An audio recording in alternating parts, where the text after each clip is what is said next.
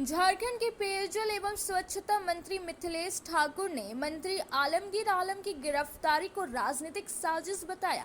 उन्होंने कहा, चुनाव को प्रभावित करने के लिए केंद्र के इशारे पर उनकी गिरफ्तारी की गई। उन्होंने कहा, इंडिया गठबंधन झारखंड में 14 के 14 सीट जीतेगी और भाजपा शून्य पर आउट होगी, क्योंकि जनता भाजपा के फूट डालो राज करो की नीति को भली भांति समझ चुकी है। मंत्री मिथिलेश ठाकुर सोमवार को देर शाम धनबाद पहुंचे। यहाँ यूनियन क्लब में प्रेस वार्ता में उन्होंने कहा कि इंडिया गठबंधन के कांग्रेस प्रत्याशी अनुपमा सिंह भारी बहुमत से जीत दर्ज करने की बात कही। वहीं इस मौके पर उन्होंने बताया कि विद्यापति और मिथिला समाज के लोगों ने धनबाद लोकसभा सीट से इंडिया गठबंधन के प्रत्याशी अनुपमा सिंह को अपना समर्थन दिया है। आप अच्छा आकलन कर लिए होंगे अभी तक। मैं तो कहूँगा कि कहीं कोई लड़ाई नहीं है, एक तरफा अब सभी वर्ग के लोगों ने ये मन बना लिया है कि हमें विकास के नाम पर वोट करना है, हमें अपने हक अधिकार के नाम पर वोट करना है। हमारी जो आस्था के साथ खिलवाड़ किया जा रहा है उसका हमें जवाब देना है। हमारे संविधान को बदलने की जो बात की जा रही है उसका हमें जवाब देना है। हमारे लोकतंत्र को जो कमज़ोर किया जा रहा है उसका जवाब देना है। और सब कुछ अगर मिला दिया जाए तो आप देखेंगे कि इंडिया गठबंधन प्रचंड बहुमत से यहाँ धनबाद लोकसभा में जीत का परचम लहराने जा रहा है।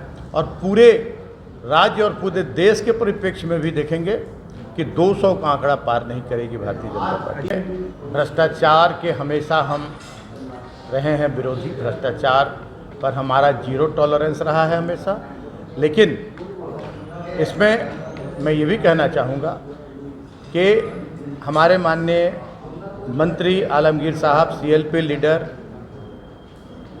के पीएस के नौकर के आवास से धन पकड़ा जाना और ईडी के समन पर, पहले समन पर उनका उपस्थित होना, दूसरे दिन भी उपस्थित होना, ईडी का सहयोग करना और ऐन चुनाव के वक्त उनकी गिरफ्तारी कहीं ना कहीं से शक की सुई जाती है जो केंद्र में बैठी सरकार है उसके ऊपर।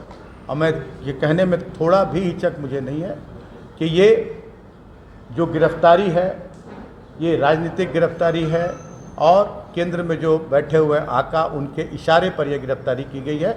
नहीं तो जिस तरह से आलमगीर साहब सहयोग कर रहे थे, आज कांग्रेस के सीएलपी लीडर हैं, मंत्री हैं, आज चुनाव को प्रभावित करने के लिए उनकी गिरफ्तारी की गई है।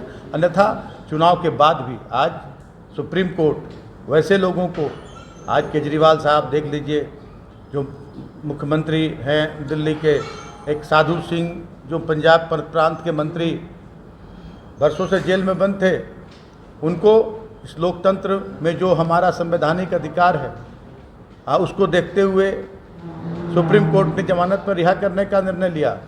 और वही ईडी आज 15 दिन और इंतजार कर सकती थी। कहीं सीट भी इंडिया, पहले की 4 सीट भी इंडिया गठबंधन के खाते में जा रही है और ये 3 सीट। और मैं हवाई बात नहीं करता हूँ, 400 पार की बात नहीं करता हूँ, ये 3 सीट भी इंडिया गठबंधन के खाते में जाएगी। आप इसको नोट कर लीजिएगा।